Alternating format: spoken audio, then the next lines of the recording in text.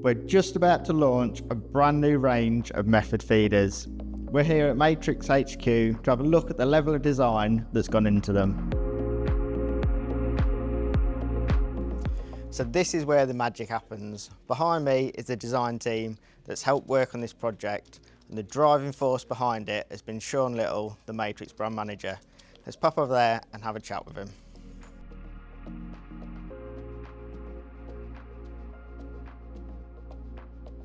So Shaun, I suppose the first question we need to ask is why? Why exactly do you feel like we need a new range of feeders? So we launched the original open alloy and alloy method feeders, I think it was about 6 or 7 years ago now. So in that time we've done a lot of underwater footage, and obviously you learn things. What you think a feeder's doing above the water isn't necessarily what it's doing on the lake bed. Obviously we gained a better understanding of how fish feed around the feeders and how they pick your bait up. Also, the consultants, obviously 7 years of using them, that's a long time, a lot of testing.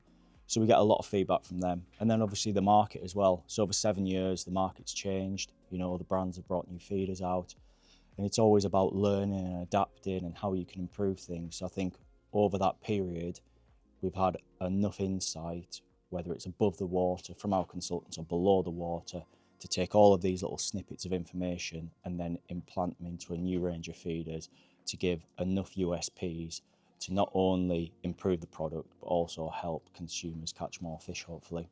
So all of the Matrix products are designed right here in the UK by the team of designers. Can you give us a little insight into the process, what goes on while designing these feeders, and all, like most Matrix products, and also just the cost involved in like undertaking such a big project? Well, most projects that we start at Matrix start with a conversation with the consultants, whether that's an existing product that we're looking to improve or if we're looking to develop a new product. From there, it moves on to me having a discussion with the design team. We allow them to come up with some ideas because they generally have a different outlook on how a product could be conceived, because not all of them are anglers. So sometimes you'll get like a really nice, unique view on something that an angler wouldn't have looked at. From there, it'll go on to a concept generation. So they'll come up with some concepts. I'll review the concepts. It's generally on screen, and we'll filter it down to a direction that we're happy with. At that point, we then go into prototyping.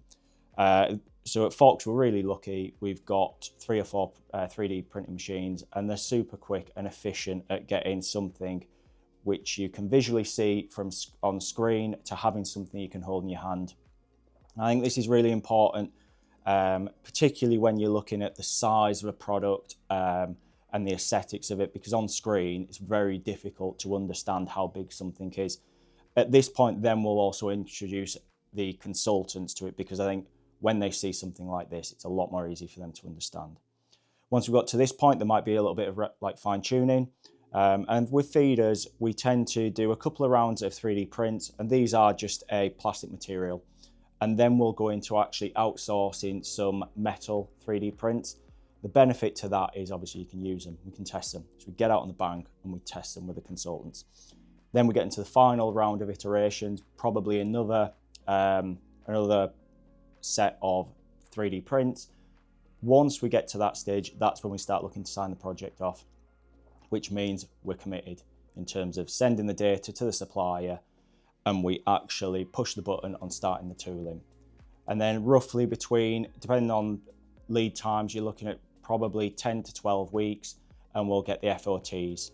And FOTs are first out of tool. So that is the first finished out of tool product, as close as you're going to get to the production finished item.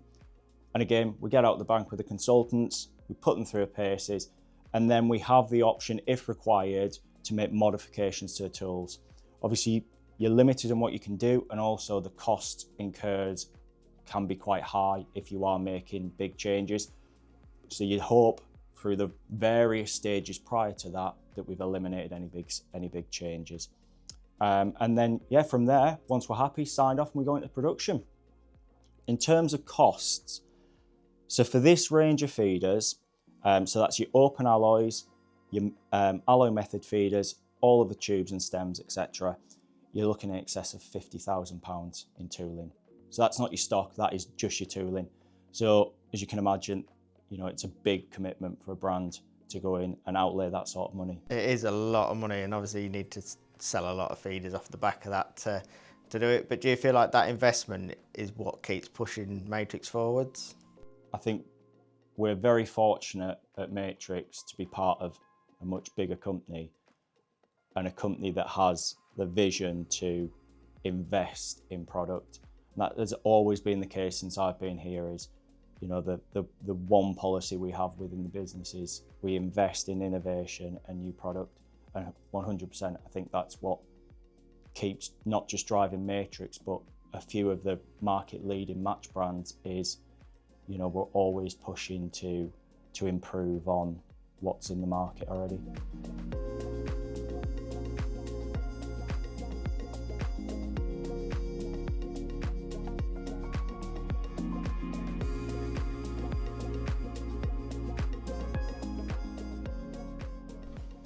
Right, so I'm going to put you on the spot now. And what part of this project would you say was the most difficult?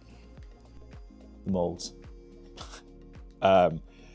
Yeah, very time consuming. You think you have an idea and test it, doesn't work. So as you can see, this was a concept that the design team came up with. In theory, great idea, but actually practically didn't work. When the hinge opened like this. I was going to say, that looks like it would be perfect. Looks like nothing would ever get stuck in there. But then when you do this, the hinge, when it parts, tears all your bait off your feeder.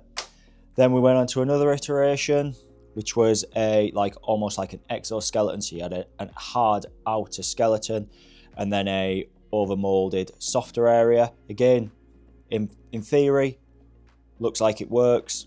Practically didn't. Got stuck in the mold all the time.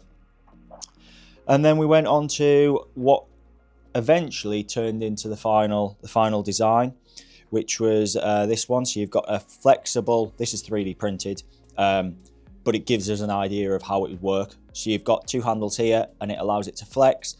These push in, which not only opens the mold up, but flexes the base in as well.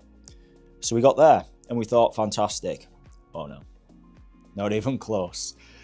So then we started doing we printed some molds and then actually started molding different materials to see how that would work.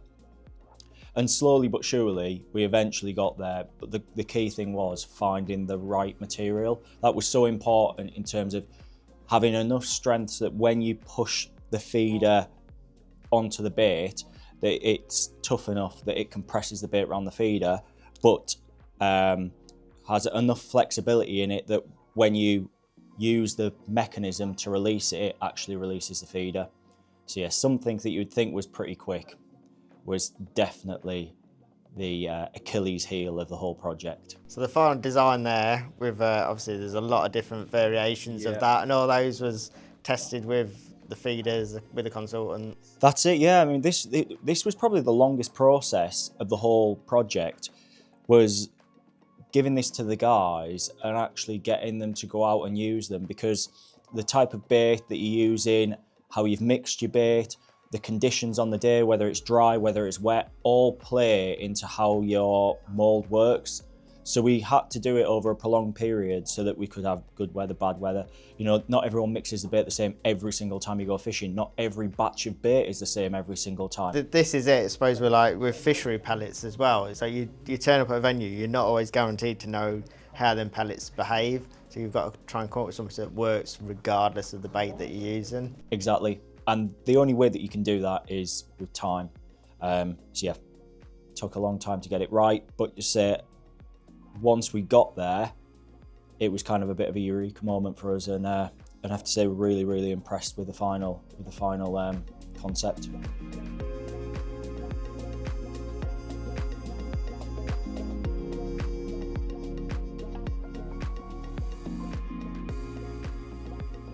Hey, little surprise for you. Something I've dug out the archives. Do you actually know what that is? I do. This is the original open method feeder. Now it was before my time, before I was at Matrix. And before my time as well. But you know what? This is like, it was Ricky's product, and it was well ahead of its time. And like, I think you can see where the original sort of concept for an open, I'm going to call it bed feeder, came from. And obviously, so this was launched, you know, it certainly isn't perfect. And then I think it was Guru who launched the hybrid feeder and really took that concept and progressed it into what we know as like a hybrid or open alloy feeder today. Yeah, interesting. It's nice to see. I haven't seen one for such a long time. That is an old one. That is. I reckon there's probably some people watching this video who's younger than what that feeder is. Yeah, but fantastic. Yeah. But obviously, talking about developing feeders and changing and things moving on, like these are the old ones that we've recently discontinued. So, what are the main differences between obviously the old ones that we've recently stopped selling and the new ones that we're launching this week? So I'll talk about the open alloys to start with, and the main difference is so what we did with a forward fronted weight, and the idea with that was that it helped create a more stable feeder when you were casting. But actually, I think the key benefit to using an open alloy feeder is you can protect your bait. It doesn't have to be a perfect cast. You know, it can hit the water and you've got this raised area. And unfortunately, with these, the main area where you want your bait to be held in, a large proportion of it was taken up with the forward weight design. So on the new ones, we've removed that. So you've got really deep feeder. As you can see there, like so much more depth to the feeder. So you know, even if your top layer of bait gets knocked off, you know that you're still going to be fishing. Your hook bait's going to be secure, and you're going to always have bait. So you're always going to be fishing. And I think that's really, really important. You know, we take for granted, you know, that we think every time we cast in that our feeder lands on the bottom, and we have this perfect image in our head that it lands on the bottom. You've got this beautiful pile. It doesn't. No, I'll probably jump in there. Like I know from when we've done the underwater footage, and you always think the bottom's really clean and nice, and you have rocks, and it might just sit a little bit one way, or it's stuck between a couple of like bits of debris or something like that. But yeah, you say it's not always perfect like you imagine in your head, is it? No, that's it. And you know, there's so many other things as well. Like you've got, you know, whether it's windy or the depth of water that you're casting into. You say the bottom. So at least with this, you can be as confident as possible that when it lands, you're in a fishing position. So you're not sat there for 10 minutes thinking, oh, I haven't had a bite, there's no fish in my swim, when really, actually, you were never actually fishing. So that, for me, really, really important. We've increased the size of the holes here because obviously we've made it deeper. You need the water to be able to get in there and flush it out and allow your bait to release. Otherwise, it's just going to stay super compact. And you could be sat out there for 20 minutes and your bait wouldn't have released. Onto the method feeders. It's a while since I've picked one of these up, to be fair.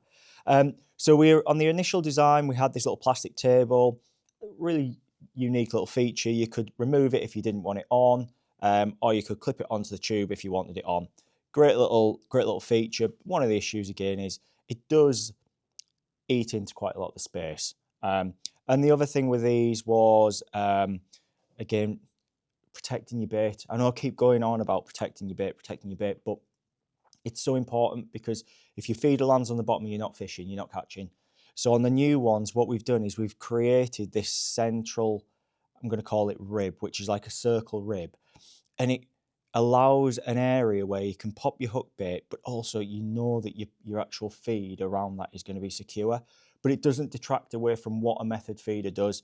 And for me, the key principle of a method feeder is you've got a dome of bait, and what happens is that dome, as it's in the water, collapses down and around your feeder, and it leaves like a much bigger area than what you would get with an open alloy feeder. It looks a lot more natural, lot looser in terms of the bait, and there is definitely times when a method feeder will outfish an open alloy feeder.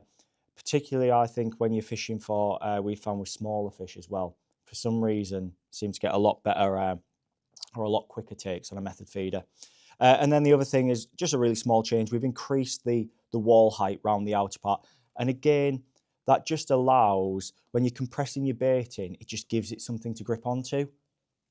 Yeah, you can see that. It's almost, I suppose the best way to describe it is it's almost like a mini open alloy centre. So you're definitely going to have some bait left in the feeder in the centre there that the fish can home in on, and you hook bait in there. But yeah, you can see that the walls are deeper.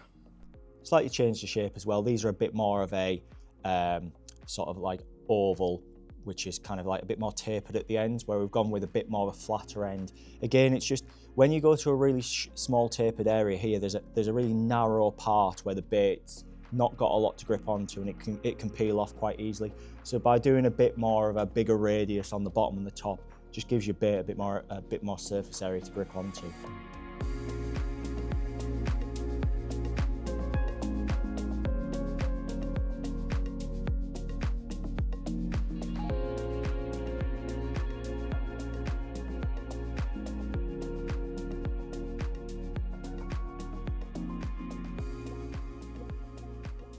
Certainly looks like there's a lot of attention to like the small details on this range. Yeah, I think obviously when you're making a range, the small details add up to a lot when it, across a big range. So things like the beads. So obviously you've got a hook length bead, and you've also got a feeder bead. So obviously the feeder bead pushes into the stem. They're provided with all of the method and open alloy feeders.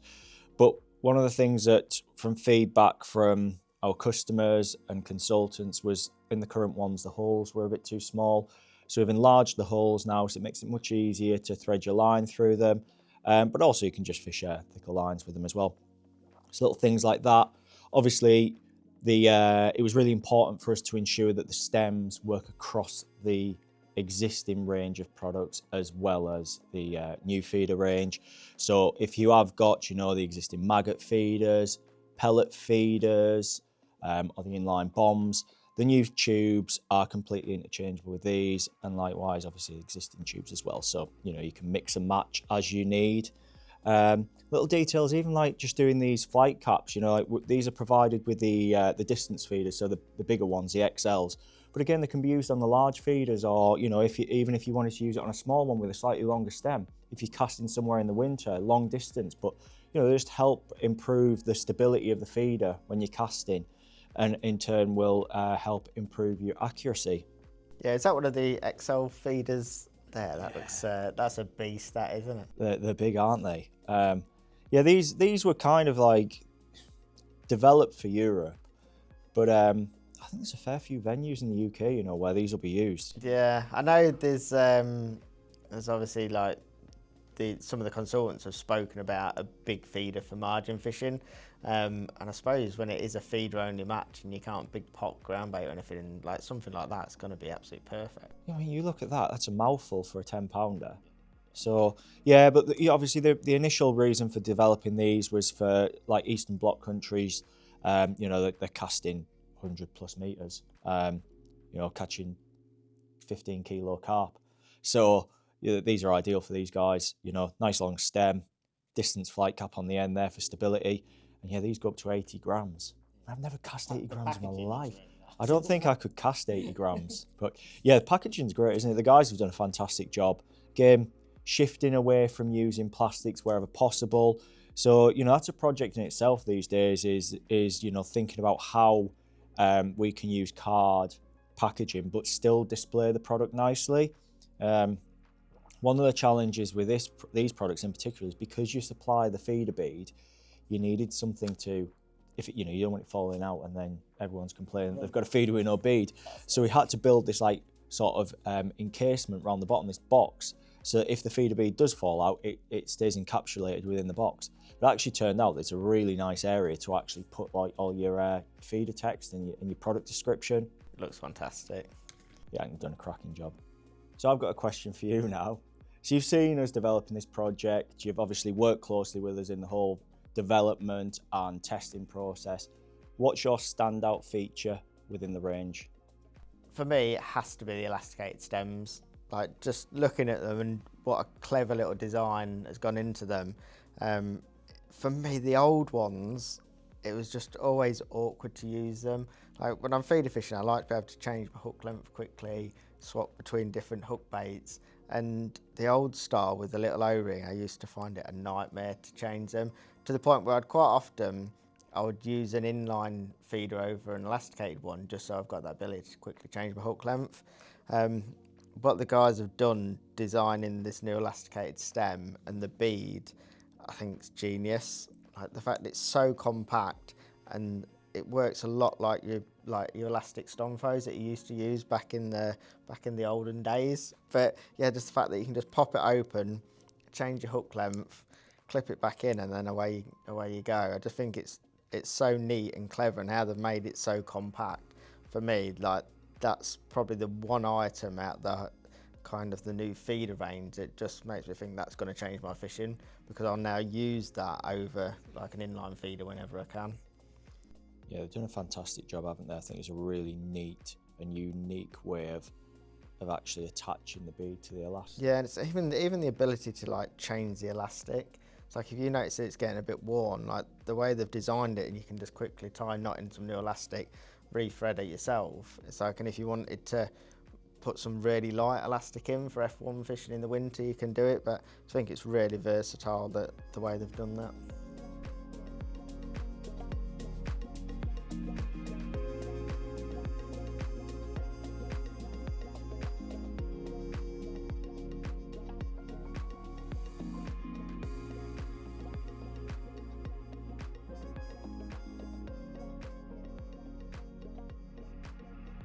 Right, so we're out turning this into a sales pitch, okay? With this range of feeders and like all the new ones that are launching this week, what would you say is the biggest advantage or the thing that's going to help other anglers the most if they can get their hands on these?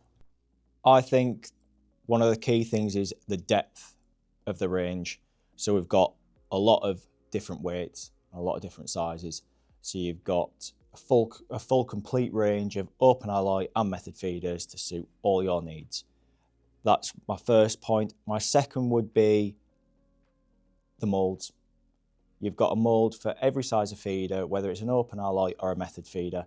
So I really do think that those two parts make the range a lot more accessible and also like cover all bases. So for me, they would be the two key points. Well, it's been fantastic talking to Shaun about his new range of feeders. I've seen firsthand how much time and effort that Shaun and the designers have put into this project, and I'm really excited that all you guys get to see them when they hit shops next week.